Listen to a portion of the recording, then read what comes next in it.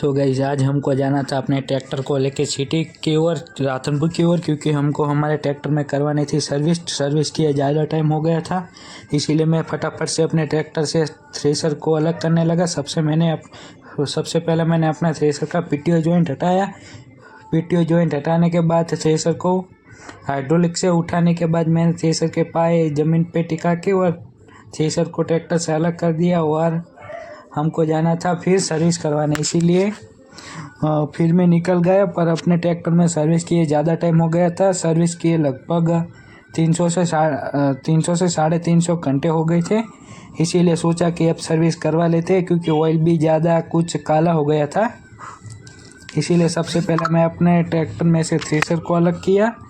अलग करने के बाद घर से पैसे उठाए और चल दिया जहाँ पे हमको जाना था अपनी सर्विस करवाने।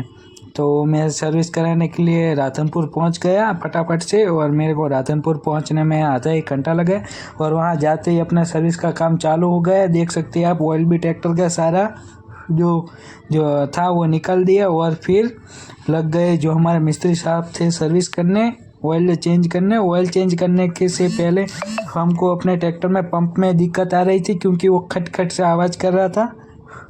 इसलिए हमको पंप की भी दिक्कत सॉल्व करवानी थी। पहले तो मिस्त्री साहब ने सारे फिल्टर खोल के फिल्टर साफ कर दिए और फिर खोलने लगे जो कि इंजन के ऊपर का ढक्कन आता है वो, क्योंकि उसके अंदर कुछ दिक्कत थी, इसीलिए पंप में आवाज़ कर रहा था।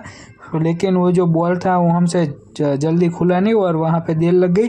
अब आप देख सकते हो कि इंजन में कुछ ऐसे, हमारे ट्रैक्टर में 8 पिस्टन है, 8 पिस्टन है हमारे ट्रैक्टर में, क्योंकि हमारे ट्रैक्टर 4 सिलेंडर है। और फिर सर्विस करने लगे जो हमारे मिस्त्री साहब थे वो, और सर्विस करने के बाद हमको हमारे ट्रैक्टर की वॉशिंग भी करवानी थी। और ये देख सकते हो, ये एयर क्लीनर का जो फिल्टर आता है उसमें जाली टाइप का, वो चीज़ है। और हमारे ऑयल की बाल्टी भी आ गई थी जो कि थी 7.5 लीटर की, और ये हमको 2400 रुपये की पड़ी थी, यानी कि 2400 रुपये की।